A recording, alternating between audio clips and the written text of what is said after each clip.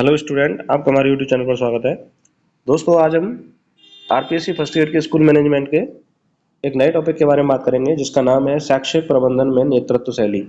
यानी शैक्षिक प्रबंधन में नेतृत्व क्या काम आता है और वह क्या उपयोग है नेतृत्व के, नेतृत्व क्यों जरूरी है, इन सभी के बारे में हम चर्चा करेंगे।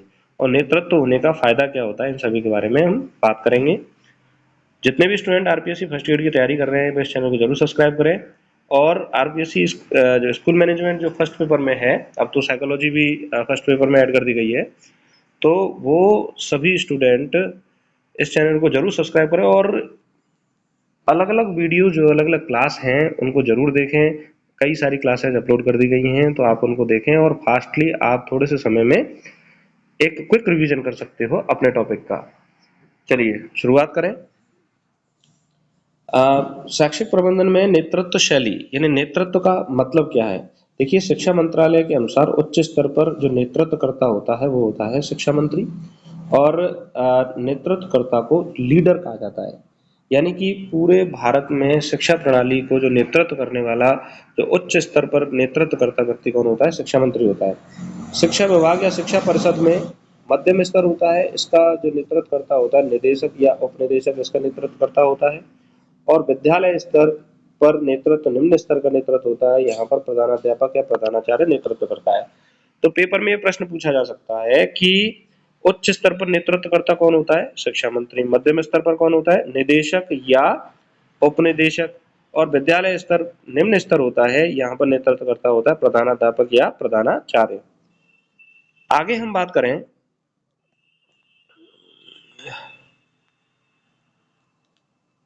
इन सभी प्रशासकों नेतृत्वकर्ताओं को पाठ्यक्रम, पाठ्यपुस्तक, शिक्षण विधि एवं शिक्षण समस्याओं का विधिवत ज्ञान होना अनिवार्य है।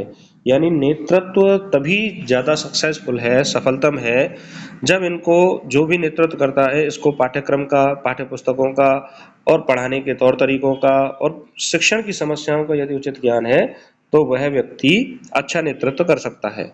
चलिए, अब हम नेतृत्व के अर्थ के बारे में बात करेंगे। चलिए, नेतृत्व के अर्थ के बारे में बात करते हैं। देखिए, नेतृत्व शैली से आशय नेता या प्रशासक द्वारा दिशा देने, योजनाओं को लागू करने तथा लोगों को प्रोत्साहित करने की शैली से है। मतलब नेतृत्व का अर्थ ये होगा कि कोई भी नेता है, प्रशासक है, वो एक सही दिशा प्रदान करे, सही तरीके से योजनाओं को लागू करे और इस तरह से अपना नेतृत्व करे कि लोग उस कार्य को करने के लिए क्या हो, प्रोत्साहित हो। अगर शिक्षा प्रणाली में, विद्यालयों में ऐसी कार्य किया जाएगा तो विद्यालय का जो कार्य है, संचालन है, वो बहुत अच्छे तरीके से होगा, प्रबंधन भी बहुत अच्छे तरीके से होगा, तो हम शिक्षा के लक्ष्यों को आसानी से और अच्छी तरह से प्राप्त कर सकते हैं। शिक्षा में नेतृत्व की आवश्यकता या महत्व क्या है, इसके बारे में बात करें तो कोई भी समूह अपने कार्यों का निष्पादन नेता के माध्यम से ही करना चाहता है। नेतृत्व युक्त समूह गौरव का अनुभव भी करता है। अर्थात जिस समूह अथवा समाज का नेता नहीं होता है, वह समूह दिशाहीन, उद्देश्यहीन होता है। समूह को सही दिशा एवं उद्देश्य प्राप्त करने हेतु नेतृत्व क्या है, जरूरी है। तो कोई भी कार्य सही दिशा में जाए और सही दिशा से वह कार्य अच्छे ढंग से हो, तो उसके लिए हमें नेतृत्व बहुत जरूरी चाहिए। क्योंकि एक यदि कोई नेतृत्व करता लीडर होगा तो वो उस कार्य को उस दिशा में, उस लक्ष्य की ओर आगे बढ़ेगा। न कि अगर मान लीजिए कोई लीडर नहीं है और सभी अपनी अपनी सलाह से काम कर रहे हैं, तो उस कार्य को सही ढंग से नहीं कर सकते, क्योंकि कार्य जो है वो दिशाहीन हो जाएगा। तो नेतृत्व किसी भी कार्य के लिए दिशा प्रदान करता है और उद्देश्यपूर्ण कार्य करने के लिए आगे बढ़ता है। आगे हम बात करें, नेतृत्व प्रजातंत्र को सही दिशा देने हेतु बहुत जरूरी है। कुशल नेतृत्व संगठन के सदस्यों में समन्वय की भावना को विकसित करने के साथ साथ वह अपने अधीनस्थों की क्रिया में समरसता स्थापित करने का भी कार्य करता है। यानी यदि कोई कुशल नेतृत्वकर्ता लीडर ऐसा है जो अपने अधीनस्थों में इस भावना को नहीं पनपने देता है कि भाई ये बड़ा अधिकारी है, ये छोटा अधिकारी है, बड़ा कर्मचारी है, वो छोटा कर्मचारी है, तो सभी लोग समान भावना के साथ कार्य करते हैं और समान उद्देश्यों की प्राप्ति में वह सभी लोग सहायक होते हैं और वह अपने उद्देश्यों को आसानी से धीरे धीरे क्या कर लेते हैं, प्राप्त कर लेते हैं।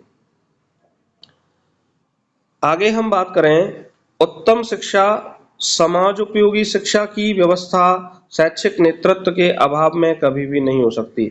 यानी कि नेतृत्व शिक्षा में इसलिए जरूरी है, यदि कुशल नेतृत्व नहीं होगा तो हम शिक्षा के लक्ष्यों को, उद्देश्यों को प्राप्त नहीं कर सकते, शिक्षा को उस दिशा में नहीं ले जा सकते कि वह समाज के कोई काम आ सके। आगे हम बात करें, कुशल नेतृत्व संगठन में कार्यरत कर्मियों को उपक्रम में लक्ष्यों एवं उद्देश्यों के प्रति निष्ठावान बनाए रखना। यानी कि वे सभी लोग, जैसे विद्यालय की बात करें तो विद्यालय में प्रधानाचार्य नेतृत्व करता होता है, तो अगर वह सही ढंग से नेतृत्व नहीं करेगा तो कोई भी टीचर अच्छे ढंग से नहीं पढ़ाएगा। अगर अच्छे ढंग से नहीं पढ़ाएगा तो बच्चे अच्छे नहीं सीखेंगे, और यदि वह सही ढंग से नेतृत्व करता है तो पढ़ाई की प्रक्रिया सुचारू रूप से चलती रहेगी और शिक्षण अधिगम के जो उद्देश्य हैं वो आसानी से प्राप्त हो जाएंगे। आगे हम बात करें, नेतृत्व की कुशलता के कारण ही कर्मचारियों में संगठन के प्रति अपनत्व की भावना को विकसित किया जा सकता है। बिल्कुल सही बात है कि यदि नेतृत्व कुशल है तो सभी कर्मचारी एक सामाजिक भावना के साथ काम करते हैं और वह उस कार्य को अच्छे ढंग से समन्वित प्रयास के द्वारा मिलजुल कर प्राप्त करने की कोशिश करते हैं, अच्छे उद्देश्यों को वो प्राप्त कर जाते हैं। इसीलिए नेतृत्व बहुत जरूरी है। आगे हम बात करें, नेतृत्व शैलियों के कितने प्रकार होते हैं, तो नेतृत्व शैलियों के 5 प्रकार होते हैं। तो पहला है लोकतांत्रिक शैली। पहला कौन सा है? लोकतांत्रिक शैली। लोकतांत्रिक शैली का मतलब ये होता है कि सभी का सहयोग लेना और विकेंद्रीकृत व्यवस्था का पाया जाना है। यानी कि सभी का सहयोग लेने का अर्थ ये होगा कि जैसे स्कूल का स्टाफ है, वो स्कूल के लक्ष्यों को मिलजुल कर एक साथ प्राप्त करने का प्रयास करता है।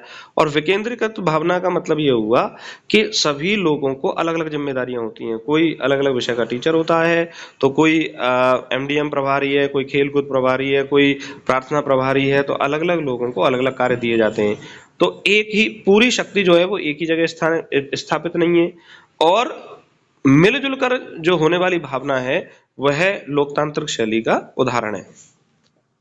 आगे बात करें, निरंकुश शैली, बिना सहयोग के नेतृत्व या केंद्रीकृत नेतृत्व। निरंकुश शैली को एक तंत्रीय या आधिकारिक शैली भी कहते हैं। देखिए, निरंकुश शैली का मतलब होता है कि नेतृत्व का जो पूरा गुण है या पूरे लक्षण है वो एक ही व्यक्ति में समाहित हो। तो जरूरी नहीं है कि वो निर्णय जो ले रहा है वो सही भी ले रहा है। वो हो सकता है उसके द्वारा निर्णय बहुत अच्छे हों, और ऐसा भी हो सकता है उसके द्वारा जो निर्णय किए जाएं वह गलत हों। तो ये निरंकुश शैली सामान्यतः शिक्षा में ज्यादा प्रभावशाली नहीं है। अगला है सकारात्मक अभिप्रेरणा शैली। इस शैली में नेतृत्वकर्ता अपने अनुयायियों को कार्य करने के लिए अभिप्रेरित करने के लिए वित्तीय एवं अवित्तीय प्रेरणाओं एवं पुरस्कारों पर जोर देता है। यानी कि सकारात्मक अभिप्रेरणा का अर्थ ये होगा कि जो भी नेतृत्वकर्ता लीडर है अपने जितने भी अधीनस्थ लोग हैं उनको इस तरह से मोटिवेशन में हमेशा रखता है कि मान लीजिए किसी ने कोई व्यक्ति कार्य किया तो उसको समय समय पर पुरस्कृत कर देना, उसको शाबाशी दे देना और सभी से मिलजुल कर अच्छा व्यवहार करना। तो इस तरीके से जो कर्मचारी हैं, अधीनस्थ हैं, उनमें एक सकारात्मक भावना उत्पन्न होती है और वह उस नेतृत्वकर्ता के साथ मिलकर उसके लक्ष्यों को प्राप्त करने में क्या करते हैं? सहायता करते हैं। अगला है नकारात्मक अभिप्रेरणा शैली। इसमें इस नेतृत्व शैली में नेतृत्वकर्ता अपने अनुयायियों को कार्य करने के लिए अभिप्रेरित करने हेतु दंड, भय, वेतन में कटौती, अपमान और निष्कासन आदि पर क्या देता है? बल देता है। तो कई बार नेतृत्व में यह गुण भी पाया जाता है कि यदि हमें अधीनस्थों से कार्य करवाना है तो उन्हें कुछ भय दिखाया जाएगा कि आपका वेतन काट दिया जाएगा, आपका मतलब वह सामने अपमानित भी कर सकता है, आपको डांट फटकार भी सकता है। तो उससे भी थोड़ा सा कई बार कर्मचारियों पर असर पड़ता है, लेकिन ये ज्यादा समय तक प्रभावी नहीं होता। सकारात्मक शैली जो है वो ज्यादा प्रभावशाली होती है, पर नकारात्मक अभिप्रेरणा शैली का भी उपयोग नेतृत्वकर्ता करता है। आगे हम बात करें परिवर्तनकारी शैली। इस शैली में नेतृत्वकर्ता किसी न किसी प्रकार का परिवर्तन करके अपना नेतृत्व कार्य करता है। यानी कि इस शैली में नेतृत्वकर्ता यह प्रयास करता है कि किसी भी तरह से वह अपने अधीनस्थों से इस तरह से कार्य करवाए कि वो उसके लक्ष्यों को प्राप्त करने में क्या हो? सहायक हो। तो इस शैली को कहा जाता है परिवर्तनकारी शैली। और लक्ष्यों को प्राप्त करने में यदि सहायक होंगे और वह उसकी मदद कर रहे होंगे तो वो जरूर अपने लक्ष्य को आसानी से प्राप्त कर लेगा। तो विद्यालय की यदि हम बात करें तो प्रधानाचार्य या प्रधानाध्यापक को यह व्यवस्था करनी चाहिए कि वह अपने अधीनस्थों के माध्यम से एक सकारात्मक प्रयास के द्वारा या समय समय पर परिवर्तनकारी प्रयास के द्वारा शिक्षा के लक्ष्यों को समय समय पर अपने प्रभावशाली ढंग से उनको प्राप्त करें और लोकतांत्रिक व्यवस्था के द्वारा सभी अधीनस्थों में सहयोग की भावना को हमेशा बनाए रखें। तो इस तरह से हमने इस चैप्टर को, छोटा सा चैप्टर है और थोड़े से समय में हमने इसको रिवाइज किया, समझा। आशा करता हूं कि आपको ये चैप्टर अच्छा लगा होगा और स्कूल मैनेजमेंट की अन्य क्लासेस को भी आप देखिए। आपको ये क्लास कैसी लगी कमेंट करके बताइए और इस चैनल को जरूर सब्सक्राइब करें। नमस्कार, धन्यवाद।